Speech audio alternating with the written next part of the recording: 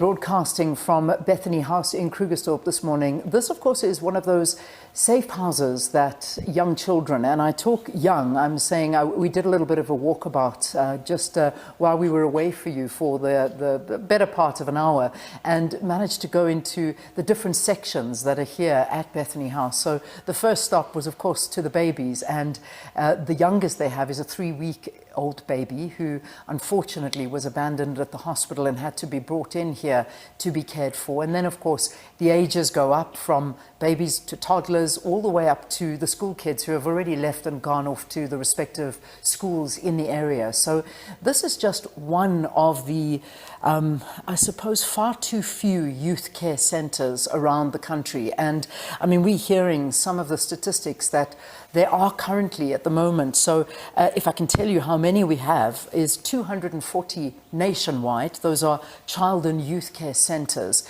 In Gauteng, we've got 125. Now, just imagine the number that I've told you, but the reality is that around 2.8 million children are actually in need of these kinds of houses. And when we talk of these houses, we're talking about children that are in houses that have been abused, that are living under abusive situations, whether we're talking about the abuse of alcohol, the abuse of drugs, abandonment, physical abuse, mental abuse, you name it, whatever the case may be. This is the kind of environment that the children are taken out of and put in these safe places that they are cared for. Now, 2.8 million children, currently only 28,000 children are actually being cared for. And this is a very dramatic jump from the number of children that actually need it. And this speaks to the ills of society that we find ourselves living in every single day in South Africa. So as much as we talk about the issues that surround women, it's the children that unfortunately who bear the brunt of all of this as well. Well, at the moment, I am joined by the youth, the care centre managers, and there are two actually we're speaking to at the moment. There's Ikusasa, that's one of the other centres that's a little bit further away from here, and here at Bethany House. So Michelle Rameshazen is the centre manager for Bethany House, which we are broadcasting from this morning, and then Kingston Ntlantlabanda, he's the centre manager for Ikusasa Child and Youth Care Centre. That's a little bit more in the city centre, not where we are broadcasting from this morning. Both of you, thank you so much for talking to us this morning about a very, very important issue, and I'm glad we are highlighting it, because Kingston, let me begin with you as we focus in on, we know it's the end of Women's Month, but the reality is when we see what's happening, it's the effects of society and South African society that we are seeing being manifested in the children. Forms of abuse, unemployment, drug abuse, alcohol abuse, all these kinds of things that we are seeing, and the children are suffering right now. What is it like at Ikusasa, and perhaps you can tell us what it is that you do there? Morning to you and the viewers at home. At Ikusasa, I'm looking after 33 boys at the moment. And there are so many challenges that we have, because we are addressing each child individually according to the need. The little bit challenge that we have is that on that 33, we are only funded for 26. So there is a time whereby I have to reject some intakes, because of not because of the capacity, but it's because that we cannot take more than that we already have. Yeah. And the kind of, so Ikusasa is for boys? Only for boys. Only for the boys. Yeah. The kind of backgrounds and kind of stories that you see that these boys are going through, what are the kind of things that you help them with? We help them in so many things. Like, because we are dealing with fathers, most of our care workers, all of our care workers are male. So there is a father figure that we also bring on the table to the boys. Like, for example, when the child is having a developmental stages, we can address it and all that. And we are helping them, supporting them educationally to make sure that they achieve they reach their potential. And then we also support them in education, which I already mentioned, so that we can make sure that when they disengaged, to go back and then they are well taught, so that they can survive. Yeah, and it's so important, because I know what we've been doing as well here on Morning Live is to actually talk to men. And as much as we can isolate and say that, you know, women, obviously it's Women's Month and we go through so much and there are many issues, but you cannot isolate the role of a man in all of this. And that if you do not give the attention that is so badly needed to men that are coming from broken homes, young boys that are coming from broken homes, you will never break that trend. And that's what's so important. Yeah, it's so important, because if you cannot address these young men at this young age, who are they going to marry? Yeah. You understand? We have to groom them so that when they marry, they know how to, you know, work themselves up as a gentleman, and not making sure that they're not going to do whatever that the nation is struggling with human abuse and all that. Yeah. So all that life skills that we're teaching them through independent living skills, it's making sure that we equip them well enough so that when they go back to society, they are functioning normally as proper men. So, Michelle, let's bring it now to Bethany House, because that was Ikusasa, and that's particularly focused on the young boys in society. Now, of course, Bethany House is, I mean, we've done a walkabout, I think I was telling you in the introduction, from 3-week-old babies all the way up to kids that have left to go to matric. You know, that's the kind of diversity that we have. There's different houses that have been built up to make this entire property for all different stories, different backgrounds, and all of these kind of things. But just in general, you know, when we look at Bethany House, when we look at the kind of care that's given to these young children and young adults as well, what is it that you cater for in this environment? Thank you, Leanne. So Bethany House, CYCC caters for the whole range of developmental phases. So we have children from birth right through up until 18. So we cater for all their needs in terms of whatever it might bring in terms of their development. They come from, children are placed in our child and youth care centres, in both the child and youth care centres, via the court system, the children's court system. So they are active cases. And then, so they're placed with court orders. And that would mean that their identity needs to be protected, their specific circumstances why they've been placed in a child and youth care centre. And that ranges from being abandoned, neglected, abused, all forms of abuse. And through our programs that we run, we address those needs, because through the different developmental phases, different things and aspects of that trauma will surface. Yeah. And I mean, I know you were telling me, you know, with the little babies that you have here, I mean, there's, you know, one that was abandoned because the mother was raped and couldn't care for the baby. So it obviously has to be cared for, and this is where the little baby will come. But where do they go from here? I mean, is this,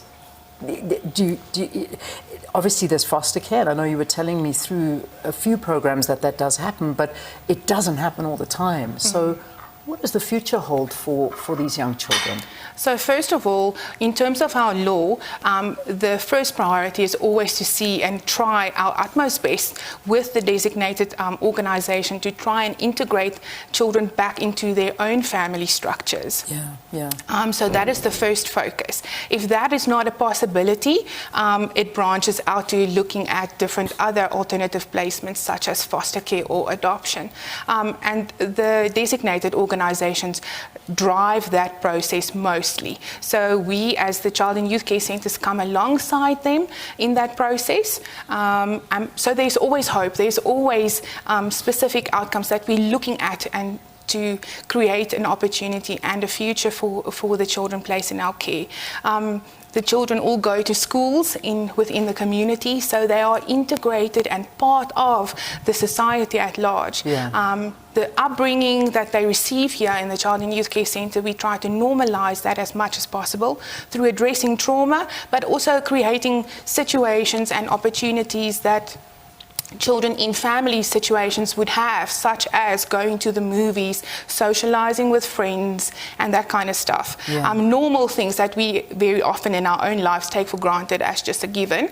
We create those opportunities for the children in our care centres as well. It's wonderful to give them that normalcy if you can. But one of the major issues, and I know that Bethany House and I think Ikwasasa was part of court and legal battles to try and remain funded because the funding had dried up. Now, we're talking about the amount of children that you are looking after versus the actual need, which you even said you have to turn people away because you can't look after them because of the funding. So as it stands now, you're being funded until the 30th of September? Yes. Is that correct? So at the end of September, what then? What happens? I mean, do you face the possibility of closure?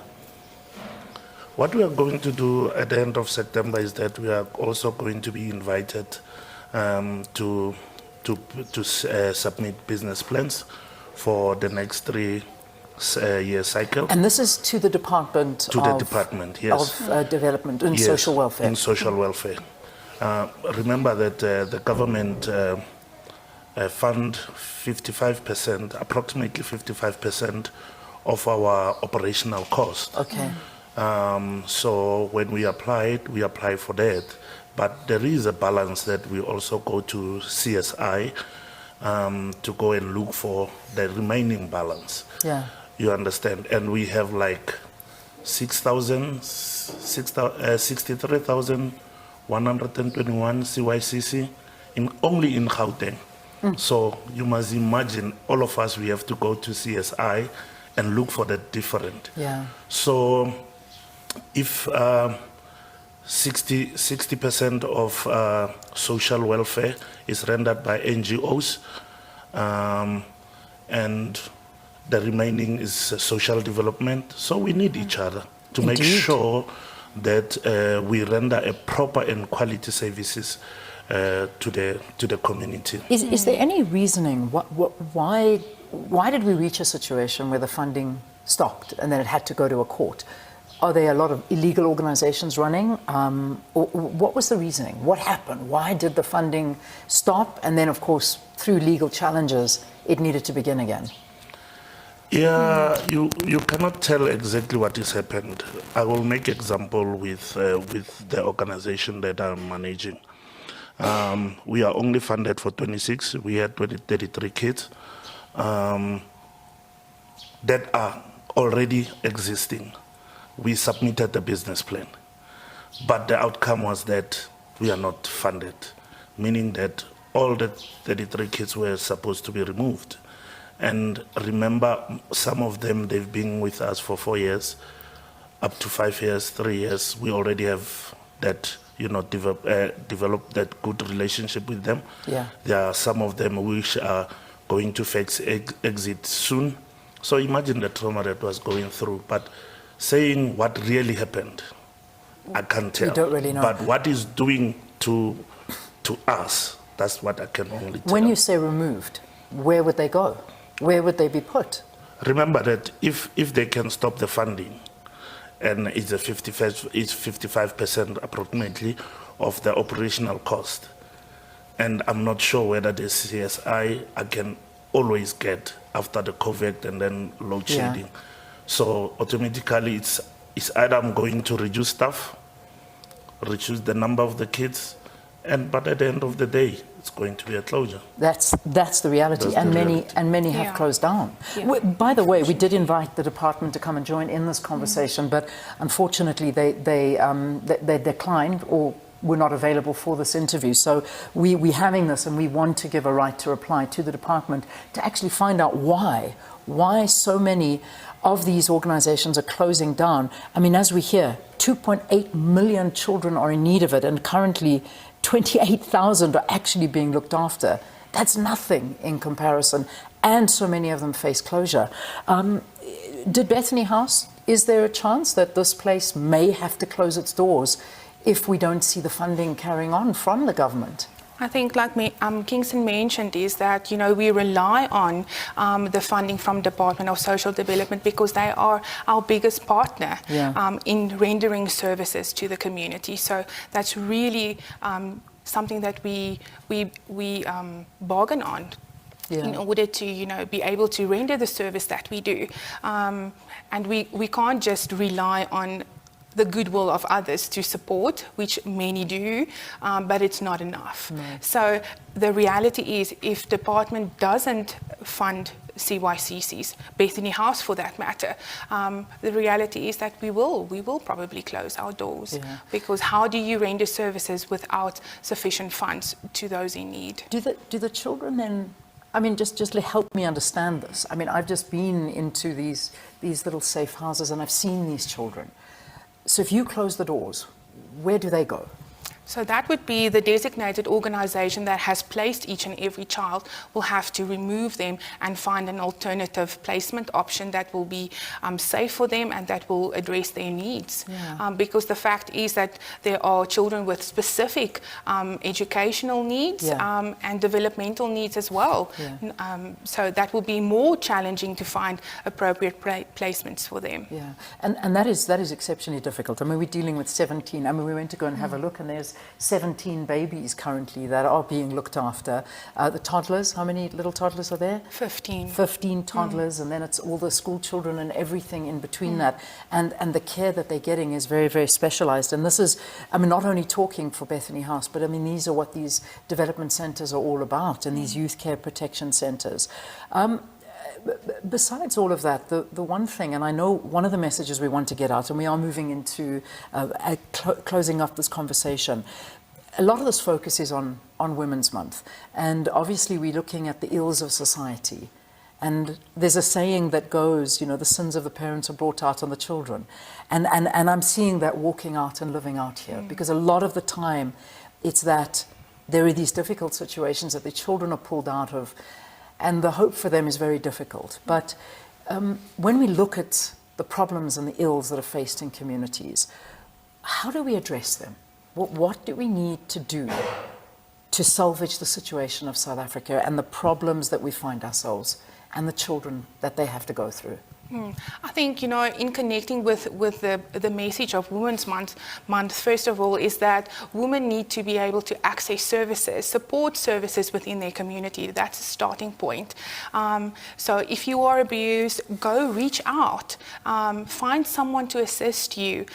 Find someone to assist your children before the situation gets to where children have to be removed and safeguarded and come to a CYCC. But within the CYCC, we render services through programs, specific programs for the children to address their trauma, as well as integrating them back into their families and society. Because the fact is, and our heart as an organization is that there's always hope, and your past doesn't determine your future. And you can rise above because you matter. Yeah, and that's what I'm realizing as I spend the morning here. Kingston, wrap it up for us very quickly if you have a closing message. I would like to say that we are trying as much as and CYCC to make sure that our boys are taught good manners and all that, so that they can know how to address themselves outside there, so that they cannot become part of the statistic when it comes to Women's Month and all that. And so far, so good. They are listening. We hope that they can just have an opportunity like each and every child, get the support from everyone so that they can become a better man in the future. Kingston, thank you. Thank you for the work you do, Michelle. Thank you very much to you and your team as well for the work that you do. In the next crossing, we'll be speaking to two young men that have gone through the system again, protecting their identities, but getting their story to find out what has happened to them and how they feel that they can fit back into society.